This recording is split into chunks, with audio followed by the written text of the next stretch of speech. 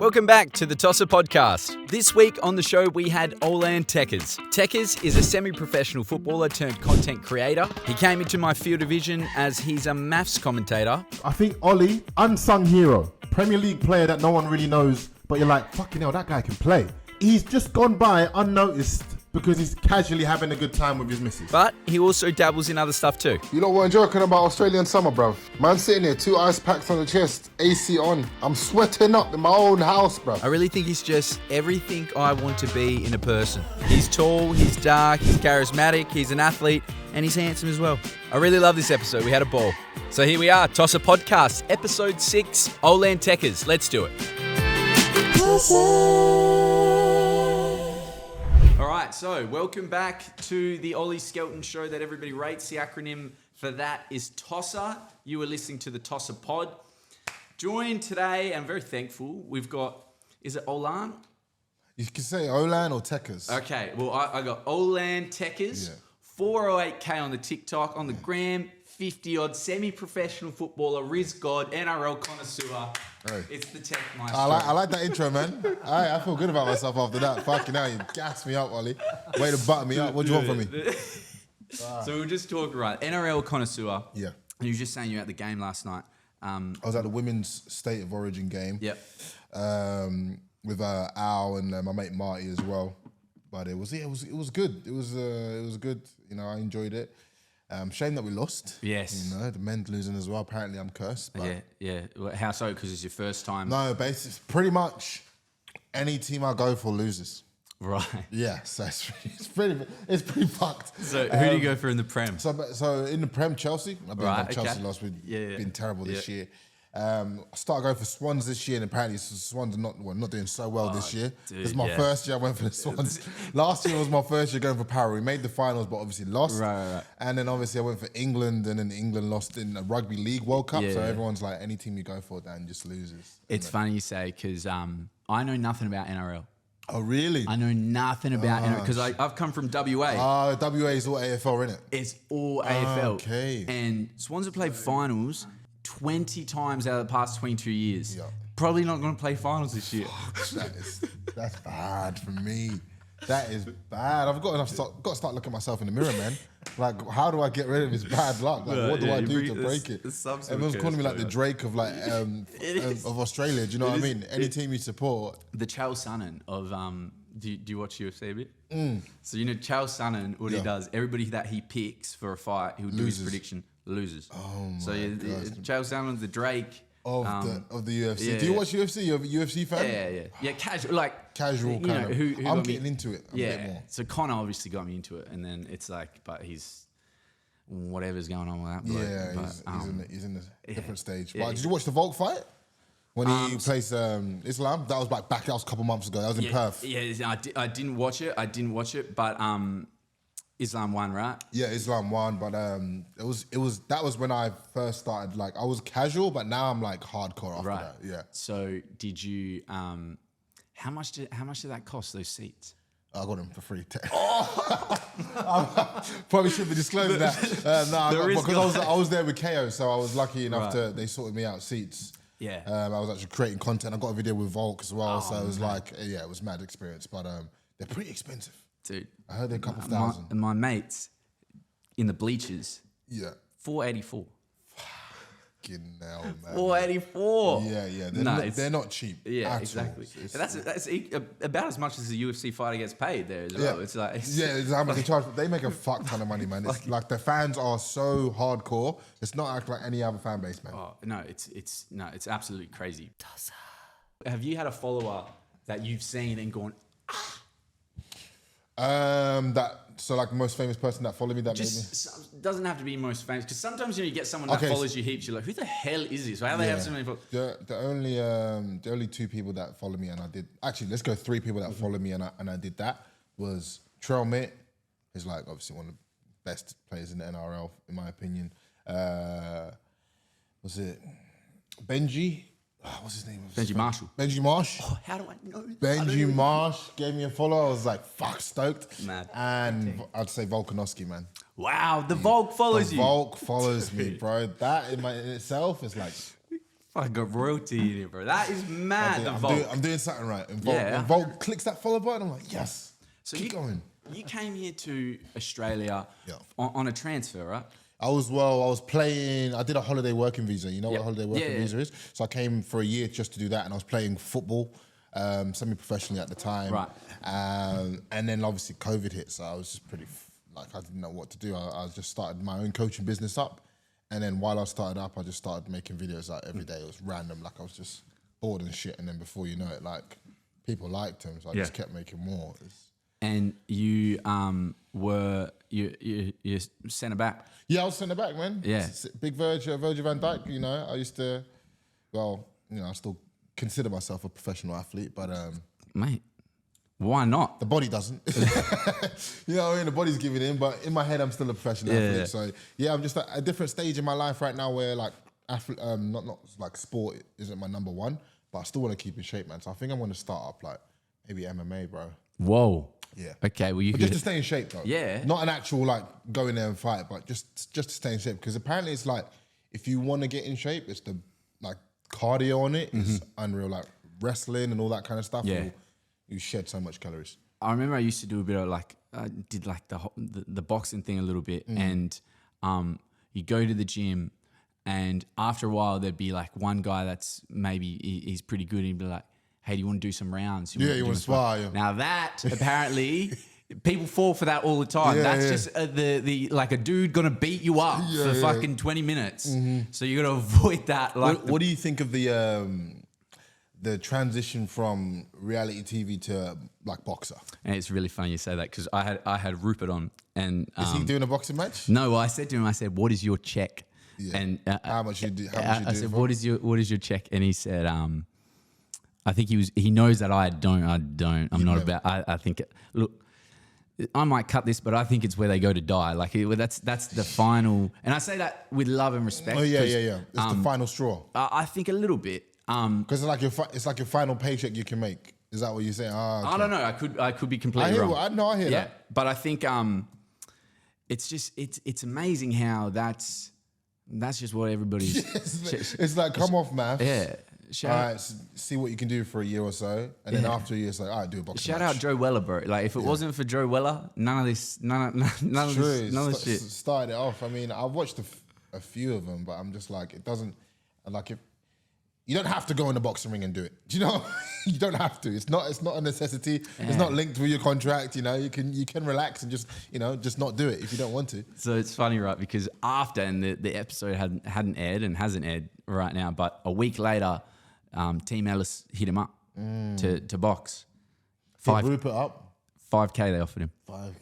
5K for 6 months training. 5K for 6 months training after tax. It ain't it. Yeah. It's not. It's not it. Yeah. And then we showed the trailer. Yeah. You know how you got to do the trailer? You got to go in there. You got to do all that. You got to do the shadow boxing. Boxing. I said, you're going to do that? And he's like, nah, I don't know. He said 25. I honestly reckon he'd do it for 10. I'd probably, I wouldn't get in there for less than 50. That's it. Like, you're going to, and I'm sure because it's like, if I get knocked out and I become a meme, how much is that worth? Exactly. That's what I look at.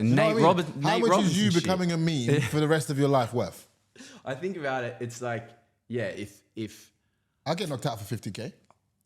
I'd take a dive for 50K. Yeah, exactly. I'd take a knee at the start. Yeah, exactly, bro. So, I wouldn't do it for 5K, right?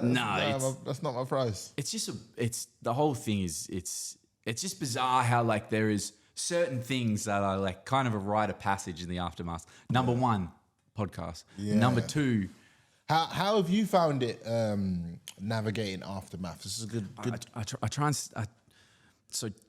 My girlfriend Tani, she comes from the PR scene, right? So she is. She's all in it. She knows everything about it. She knows everything. Like she understands the whole business. She's going to every event all the time. Mm-hmm. I've not been to one event. I feel to me, I don't know. It feels.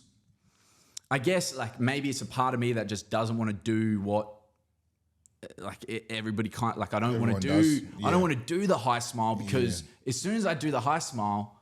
I'm like playing into the character. Yeah. But then I say all this, and we're here with 2 mics and headphones recording. I think you got to go out there and just make content, which you've been doing, bro. Do you know what I mean? Like I like the content that you've been making. It's like, well, if you want to get out of this MAFS kind of box, you've got to like make content and let people see that you weren't just like a guy that was just on MAFS for a season. Do you know what I mean?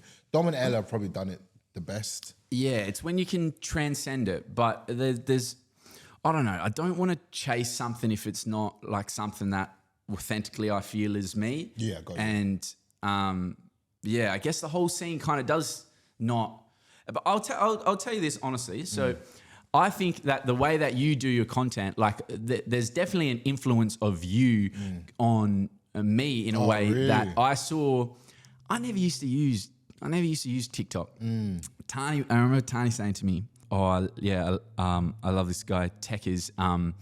I'm scared when he does his review." Yeah, and I was that's so good. And I was like, so good. And I was then terrified of this fucking review, dude. She's like, he's harsh when he doesn't. I love that. And I was like, oh no. And so when MAFS was going on, that's when I started to look into the TikTok space because everybody can post something about you, and you're like, what the fuck? I gave you guys a good one, man. Oh, bro.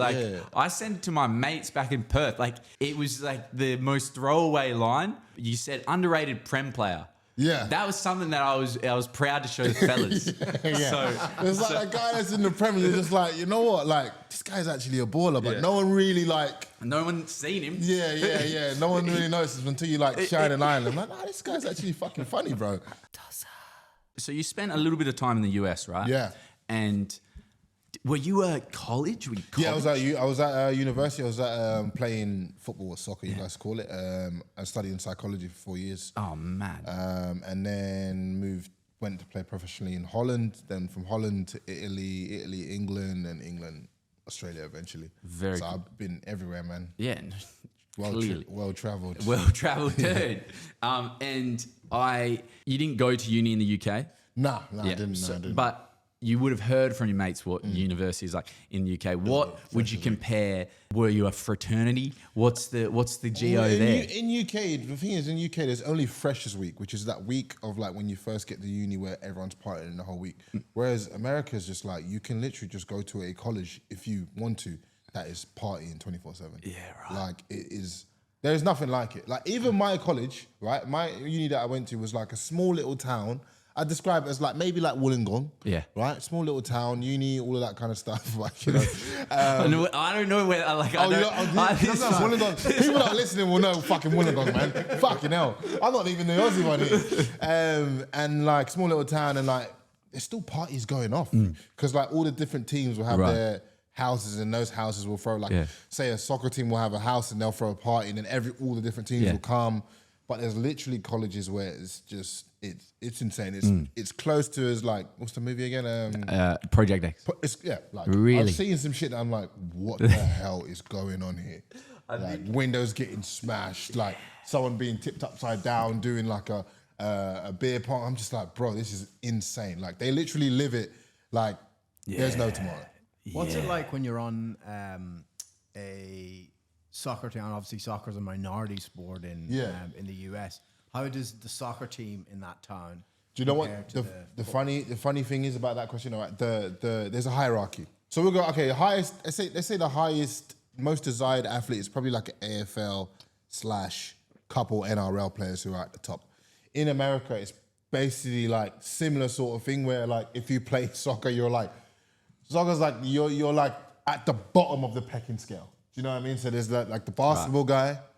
Then there's basketball guy. Yeah, basketball top. I thought it would have been the gridiron, the quarterback. No. The reason why basketball top is because in general, quarterback is like that's one position, that's one person. But in general, it's basketball because basketball it's a less amount of players. There's only like 15 people, 11 people on a team. Yeah. So there's really not a lot of you. They're the tallest. Everyone likes a tall guy. Yeah. Look good, tattoos. Yeah. And they just look good. But then there's football. Football players are next, but there's so many football players that it's like a little bit saturated. And they look completely like each. Everyone, you got your front. Everyone's different. Front rowers, quarterback, whatever. And then I say baseball. Right. And then I feel like soccer's like two below that. So like you're not getting first pickings on any girls. Right. Okay. So I've suffered the same fate. I grew up playing cricket. See, cricket's probably, yeah, exactly. Cricket's like bottom. Dude, cricket at my school, man, it was like, and you know what?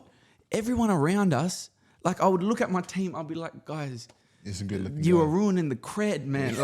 Like you're all like playing with freaking chasing butterflies and shit. Like I was like, they weren't helping you out. I was like, what are we doing to fucking bring some credibility and social status to this sport? To the cricket club. Yeah. No, I hear that. I ain't really, like, correct me if I'm wrong, but I ain't really seen no feet, like girls put up stuff and be like, oh.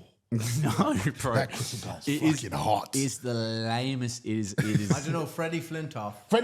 There's always an anomaly. There's outliers. Yeah. There was no one like Freddie. But America's just, it's just too crazy over there, man. Like, food's fattening.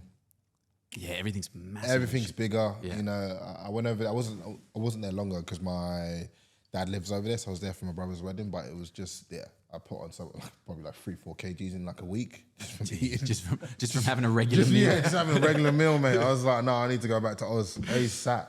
Right, so you'd already been to Oz, but when you come and like you're properly living here, what's the first thing that you see and you're like, you just don't understand? That's completely different. Something we do, something we say. For me, it was the bare feet. Yeah, it was the walking around in bare feet that got me. I was like, what? Why are you going to the supermarket in bare feet, bro? But apparently it's like a nature thing. Do you know what I mean? Yeah, grounding. Yeah, like grounding. I was like, nah, bro, your feet are dirty. Like, put on some shoes. But apparently that's just a no regular thing in Australia, bro. It depends where you are. Like, if you're near any water, it's a lock. Everybody's in their feet. Everybody's in their feet. Everybody's not in their shoes. Thank God they're all in their feet.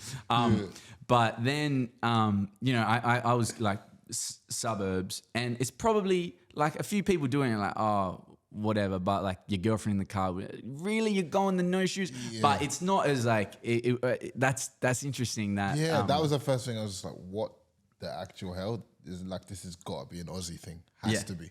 What about the shit that we say?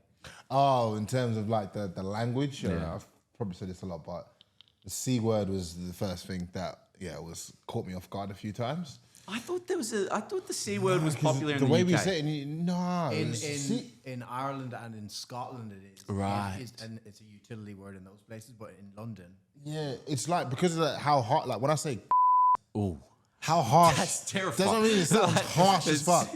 You effing, you know what I mean? It sounds so harsh. Yeah. Whereas like when you guys say it, it sounds like endearing. Do you know what I mean? It sounds better. Everybody just says it as like a term of endearing. Those people are more on the like Bogan side. A little bit Bogan-y. Yeah. And I actually just started working with a dude who's from UK, and he's like, a what? A Bogan? And I was like, and tell me if I did this explanation right. I was like, kind of like a redneck chav. Yeah. I kind of said like someone who lives in like up north in Cornwall and just like, you know, they haven't really associated with the whole of society yet. You know what I mean? Like they never will. They never will. Do you know what I mean? So and that's their way of life, and they're happy with it. That's what I kind of describe it as. But yeah, very very rednecky. Yeah, for sure. It's so true. For sure. And then you come and you watch our football, which like the other thing with the phrasing of football, right? So everybody says that we say soccer. It's like 3 different types. We say, like, everybody's like, oh, in Australia call it soccer, but I think it's starting to make a change. I think people were starting. Some people say like European football, or they'll say, you know, football soccer. Yeah. People don't have the pride behind saying soccer because of how much disrespect the Europeans give us for calling it soccer. Yeah, exactly. It's so American like soccer. In AFL, aren't all the finals in Melbourne? Well, it's funny you say that because it's like they're not all in Melbourne. The grand final is. Sometimes you finish higher and you got to play.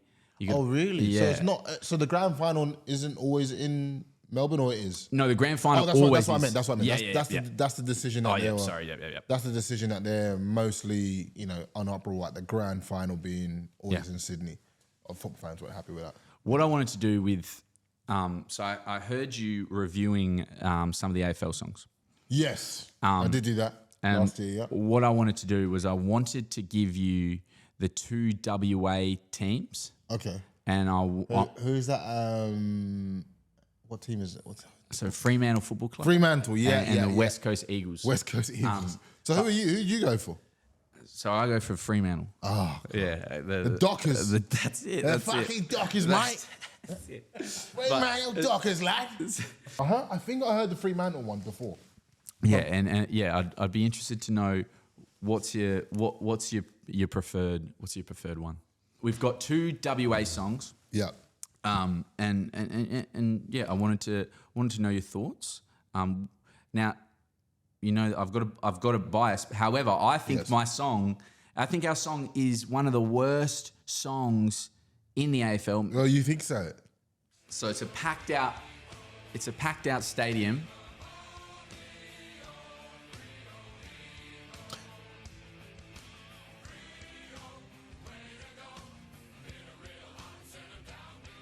Don't like the start.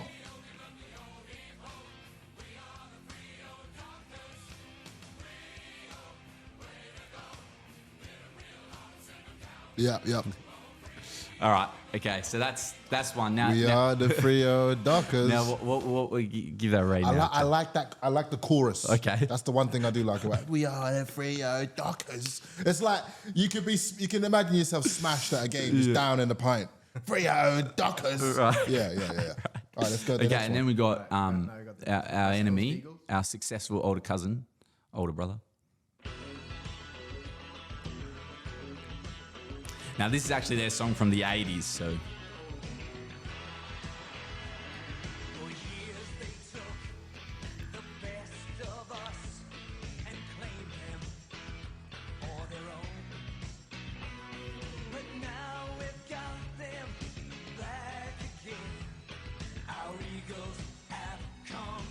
I feel like there's something wrong with the, like maybe the mic on my one at least, I don't know.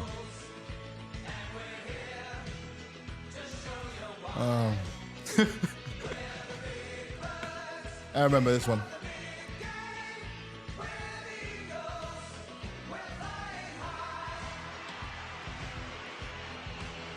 All right, that's good, Tommy.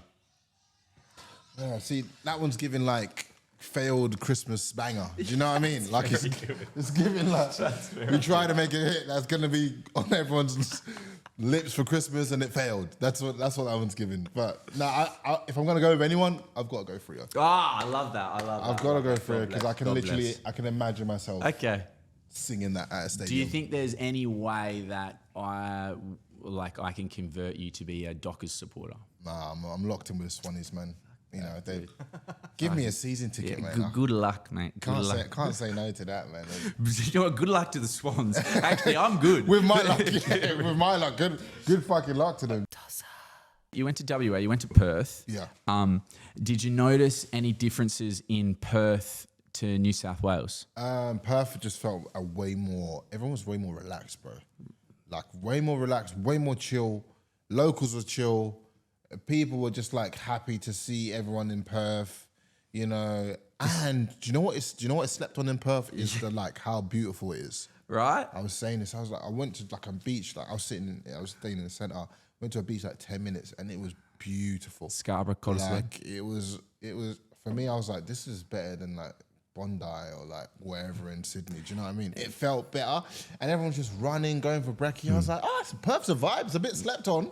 Because it's far out, but Perth is a vibe. It's amazing coming here, right? And I feel like, because, you know, you don't know what you got until it's gone, right? Yeah. So one thing about Perth and Sydney, I always say, so I feel like Sydney people, it always feels like they're 20 minutes late for something. And Perth people, it feels like they got 10 minutes up their sleeve. And the other thing that happens all the time. That's such a good description. The other thing that happens all the time is in Perth, as you mentioned, people just say g'day. You walk past a person, how are you, mate? Yeah. Like you walk, how are you? Like you do the walk, and it's just that's a normal thing in Perth. It's a normal thing. So I felt the vibe that I couldn't get away with this in Sydney, right? No. But I was like, I'm gonna try it. So I'm in Bondi, right? Try to say hello to people. Old geezer gets off the bus. he's like, he looked like the bloke from Up. He's like in a suit. Oh, really? He's dressed to the nines, but he just seems like, he looks like he's just come from church. And I give him about 2 meters of distance to fucking process me saying it and respond. and I go, look him in the eyes. He did not mishear. Yeah. I go, how are you, mate? He looks me up and down, keeps going. Wow. That describes Sydney in a nutshell, to be honest. It's like... Bro. I don't know. That's what describes Bondi. To be fair, Bondi is, well, there are some places you can go to, and I will say this too, where like Aussies are proper Aussies. You know what I mean? Like in terms of, how you going, mate? I remember I made this TikTok about a year ago, just about Aussies in the morning, right? And I'm just like, why the fuck are you lot so happy in the morning, bro? Like in England, we get up at 6 a.m. and we're going on the train. I'm not saying hello to anyone until I get to work. I'm not talking to no one. I'm not even making eye contact with the driver of the bus. I'm just swiping in whatever I'm in. In Sydney, I used to train at 5 a.m. in the morning. I get up at 5 a.m. and I'm pissed off that I'm even getting up to train. Do you know what I mean? Or set up or coach. And there's people doing laps around. And every time I'm walking past, I'm, hey, going, good morning. How are you? Lovely morning, isn't it? I'm like, mate, it's 5 a.m. It's dark. It's cold, like, fuck off, will ya? You know what I mean? Like, Aussies are just happy in the morning. Some, like, people that get up and work out early, I feel like they're, like, the happiest people. Right? Yeah, because, like, it does make you feel happy, don't you reckon? It's a great way to start your day, but it's terrible. Before, it's the worst way to start your day, but after, it's the best. It's the best. Like, they're so happy after their workout. They're buzzing. They're ready to attack the day, man. Yeah, I just, like, something that really shits me is and I don't know if this is an Australian thing, but the fake retail happiness that I get all the time, like, and I feel like there's a seething anger underneath this. Oh, you're saying like when you go into retail and they're hi, how are you? And I'm pretending to be happy. Yeah, I think you're trying to out energy me here. Like I feel like you're trying to dominate me with energy, and it's annoying me. Hi, yes, we can do that most certainly. Yeah. Shut up. Yeah, no. Facts. That's I know they have to be happy and like overdo it, but at times they do feel like a robot. Why can't you just be? Then you go into that place. It's like Karen's Diner where they just insult you. Or whatever. Is that place still open? That's just the scariest place I've like, ever. At first, everyone loved it. Huh? Yeah. Unsurprisingly, it's had a lot. At first, everyone hated it. Then it was like cancelled, and now it's like I guess feel like it's a bad business because it's idea. like one. I remember seeing a clip that like she like called someone fat or something like that. Yeah, well that's and I'm like, well, you go there, and that's their job, you know. That's literally on the menu. We will abuse you. Yeah, $20 for the experience. How do you even apply for a job like that? You know, fuck you. You're hired. yeah, exactly. I was gonna ask you as well. How have you found it coming off MAFS in terms of like. Because you know when you come off a TV show, everyone's like best friends to start off with, right? Everyone's like, oh yeah, we're gonna all stick together, blah blah blah blah blah.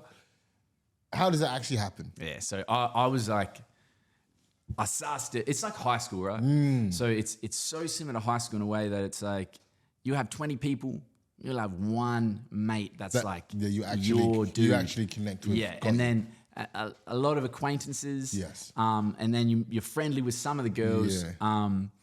But so Rupert came halfway through, and I remember thinking in my mind, I was like, you know, like that. See, Leighton, awesome dude, but he's like a fucking quadrillionaire. Yeah. So I like there was a how are we gonna connect? There's a lack of relating.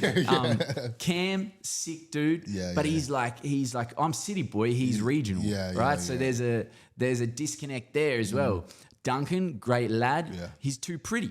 So it's like Which one is for me? Like I can't. I gotta find someone that's that I connect to. I want someone that is the outside looking in. Yeah.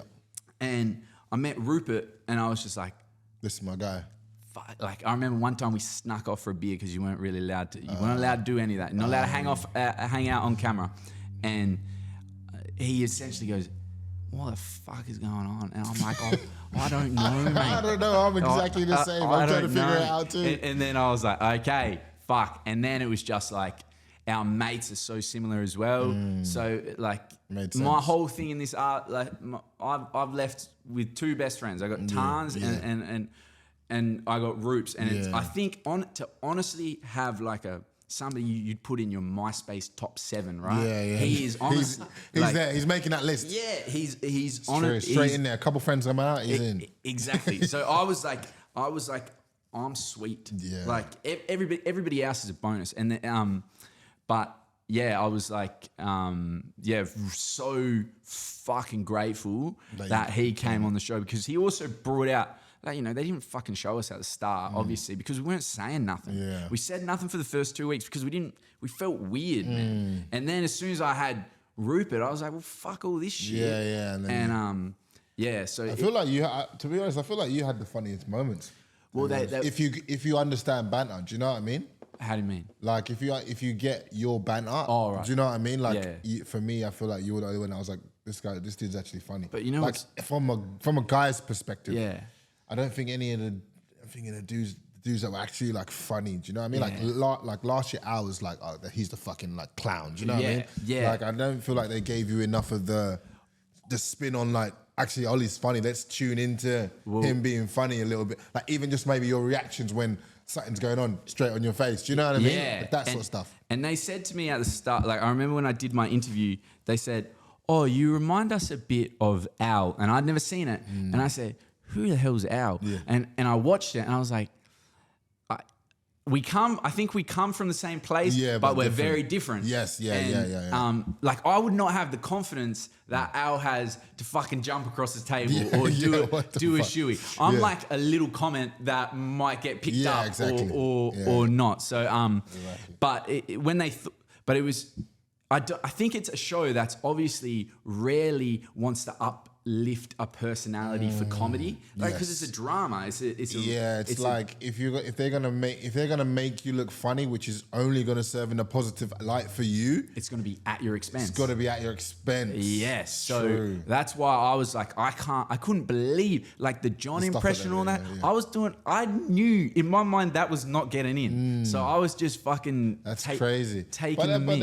It's crazy how I think the thing that happened this year, if I'm honest, it was like it was too easy to. I said this on the video. It's like it was too easy to identify who was on there for true love and who was just on there for clout. Do you know what I mean? Like who was on there for media. I feel like last year it wasn't that hard to identify. I was like, okay, well, like these people seem genuine. Like some of them seem genuine. You're on for clout. You're on for clout. Do you know what I mean? This year was like a little bit too easy. I think it's like because maybe they changed it this year. Like if they ask you to do the show, like it's hard to say no. And I think what it is it's like, you know, if you wanted to fucking go and get married and like you can go and do that. You know, you have to play into it. There's an element of there's an element of exposure, but I think the difference lies in, are you open for love? Yes. Like what is the percentage of you wanting to be on this for this and that's the only thing? Yeah. Or there was a massive part of me that was just like I think this would be, I was doing nothing with my life. I think this would be a mad experience.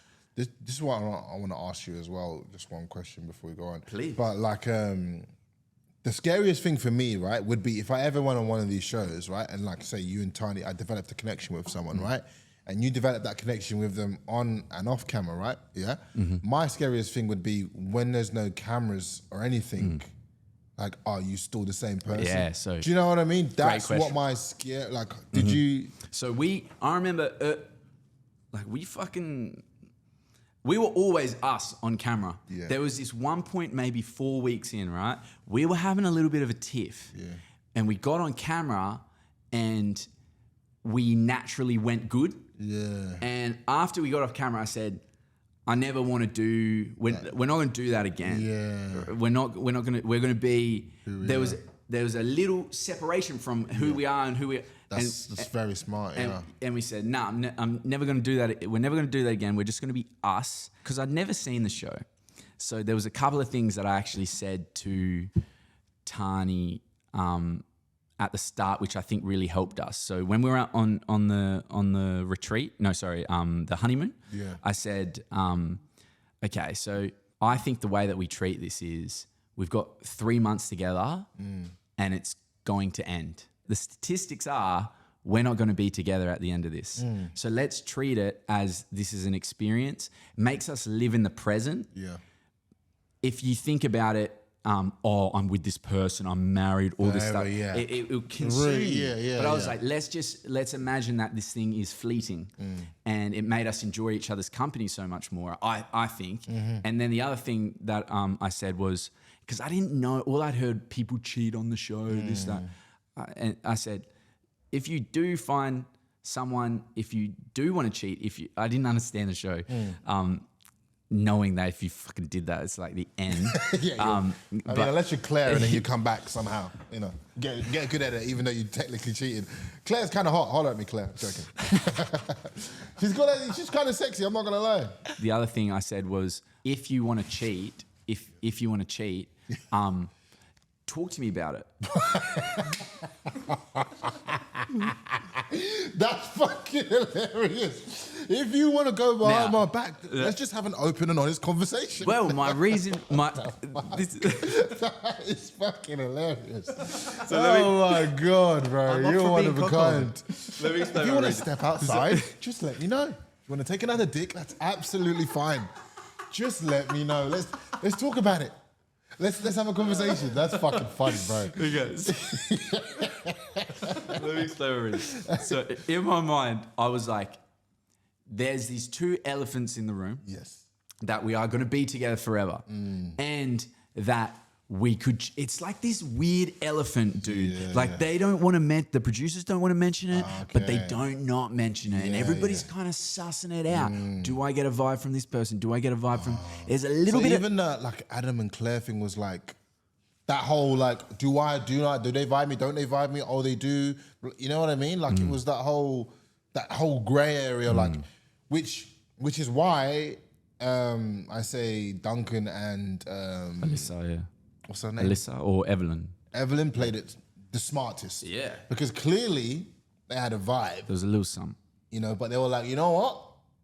For both of our sakes, we're going to dip this out after. We're going to completely wait until the season's over. We're going to give it another 2 months, and then we're going to announce. And they are the success story from the season. Facts. And they didn't even start together. Yeah. Like, no, God bless them. But it's crazy. Yeah. But what I wanted to do was just like all this kind of pressure, tension, and just elevate it. Like obviously, I would be like, what the fuck? But if you put them two away, that we've got to be together forever or we're gonna cheat, it kind of rids it. And that I think was really helpful for us. Very, very good. Very mature. Not a lot of guys. I can guarantee you, probably none of the guys said that to them. Well, I didn't fucking believe it, but I just I wanted to like put it out there. I don't know, a little bit of rizz. Let's talk about this. Let's talk about it. This is over a year ago.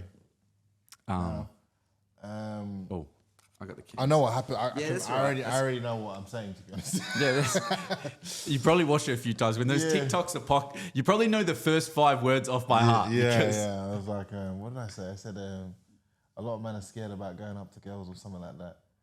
You got to go in there, no fear. If I get rejected, I get rejected. Yeah. Man's at the gym. Man just seen a 10-10. The back is looking nuts. I'm about to go pull it, man. I don't give a fuck. If she rejects me, she fucking rejects me. You man are going to see my game now, innit? Bro, are you serious? Look at the bunda, bro. The Bundesliga on this one? Yeah.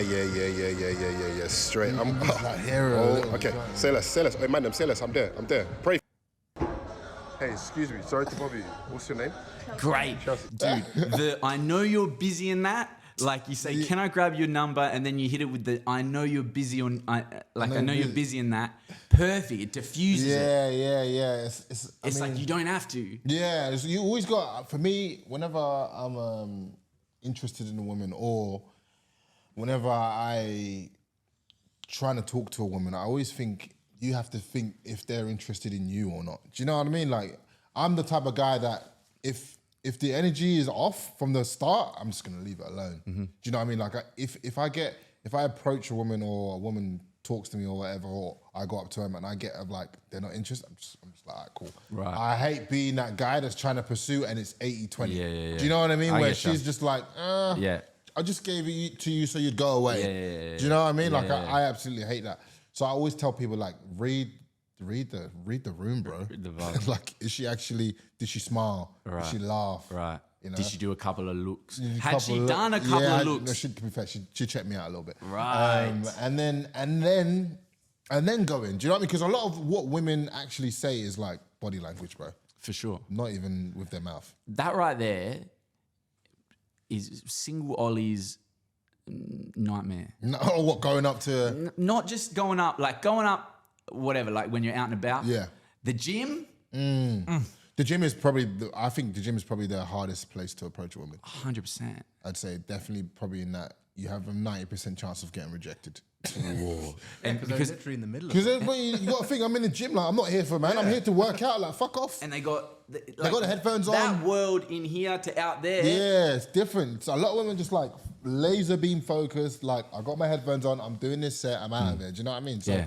But I think I'm also like, I don't care about getting rejected too. That's once you hit that peak. Yeah, it's like if you get rejected, you take it on the chin, you move on. Like, I had to do a job one day. I was recording a video for Bumble last week, and when I was younger, I had to do a job where I had to. You know, there's people that come up to you and like, "Hey, can you sign up for this?" Oh, I was that guy. fuck you. That was me. I had to come up to you and ask you to sign up, a random dude that you've never met, and ask you to sign up for a program and give me your credit card details within 15 to 10 minutes. Yeah. And I had to get you to... So the amount of people that said, no, leave me alone, you just build up a resilience as people just rejecting you. For sure. So even last week it was hard. It was a hard gig. I had to go up in the middle of the day, like 11 and 12, go up to try and find single women that wanted to talk to me. And it was in the CBD. Everyone's got their headphones on. Everyone's looking at their phone. And then you got a big camera. And then you got a big camera and a microphone. It's like, it was a tough gig, but I liked it because it was like, okay, I'm getting used to that no fear again. Like, I don't give a fuck if they reject me. Do you know what I mean? I'm gonna go up to them anyway.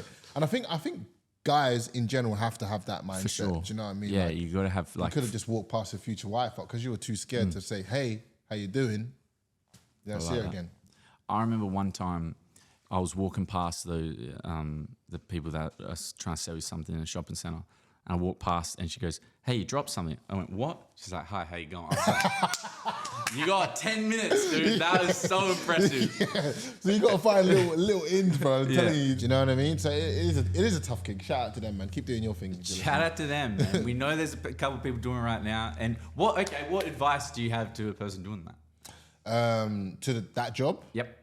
Oh, how you get in? What's the intro? There is there's a law of averages. Yeah. Right. Which this is how they used to do it with us. There's a law of averages with however many people you approach. There's a certain number of people that are gonna say yes to you, or they're gonna give you the time of day. Right. Which was actually true. It's actually you think they're chatting shit, but you actually go out there and it's like, actually no, this is actually correct. Yeah. But it's also again. Same thing as women. Just read the body language. There's some people that have got "fuck off" written across their face. Yeah, they're not gonna give it. There's some people that are like, oh, all right, they look all right. They look a bit friendly. I'd always go for whoever looks friendly, whoever looks like they've got time on their hands, and whoever just looks like they're not gonna tell me to fuck off. Yeah. Okay. All right. Sure. That's for you. There we go, man. Okay, so before you go, I do this one thing. If you could just read like a little excerpt, or a flippy. If you could read the two parts there, that'd be great. Gosh, oopsie. I think I've had too much to drink. I say chuckling. I quickly gather up the plates and head into the sink to start washing up. You wash, I'll wipe. How's that? Says Dylan. No, it's all good. You guys chill. I'll say, pounding myself a glass of water from the tap. Really? I'm happy to help. It's not a problem, says Ben. No, I got this, I reply. Rightio. It's pretty light. Yeah, I like that. I might go and watch some TV then, says Dylan. The boys stand, slide their chairs back under the table and stroll through the lounge room. A few moments later, Dylan pops his head into the kitchen. Are you up from some dessert later on? He asks with a sly grin. Damn. Maybe. I smirk. We'll see. Okay, next page. Do a scroll. Chapter 7. Which way do you want me to scroll? So that way. This way? Yeah. So Yeah, all right. Chapter 7. I check the time on my mobile. It's 12:15 a.m. I'm wide awake, seriously horny. Ben, God bless him, it's out like a light and has been snoring heavily for around 20 minutes. All of a sudden, That's your time. Dylan sends me the first 2 messages. Damn. My tongue, your pussy, smiley face. Before I can even think of a reply, Dylan sends through a follow-up text. Your room or mine? Smiley face. I reply instantly. Get your tongue over here now. What the fuck? I jump up my bed. Light too large. I think that says, I can't see because it's cut off. Scented candles on the mantelpiece and remove my nightie before hopping back. Jeez. That's intense. That's intense. No, I said this before, but the problem with this book... Your dad was a freak. The Your dad was a freak. Your dad knew how to get it going. So he gave me this book like a couple of years ago. He was like, yeah, I've done a little thing. And I was like, look, I'm going to read it because I love you. But imagine the words arousing you that's on there, like, because you're building the image in your head from your father's. Yeah, that's a tricky one. I don't know if I'd be able to go to read it, to be honest. You've done well. You've done very well. Well, that's why I'm getting other people to read it at the moment. Trying to get another perspective so it doesn't sound like it's from your father's writing. Yeah, no, I hear that. Shout out to your dad. Thank you. So, Tekkers, what do we plug? Me, you can just follow me on the socials, man. Olan Tekkers on Insta and TikTok. I'm trying to get Instagram to 100K at some point, but to be honest, I'm at a point where I don't really care about followers. As long as you share my videos and comment, I'm more than happy. I think your content's so good, dude. Thank you, man. Appreciate that. No, thank you so much for coming on. Very much appreciate it. Thank you. We'll get something going for sure. Yeah, please. You've been watching the Ollie Skelton show that everybody rates. The acronym for that is TOSSA. Goodbye. Tekkers, if you could just hit it with a little wave there on the thing. All right, there we go. Beauty. Perfect. TOSSA.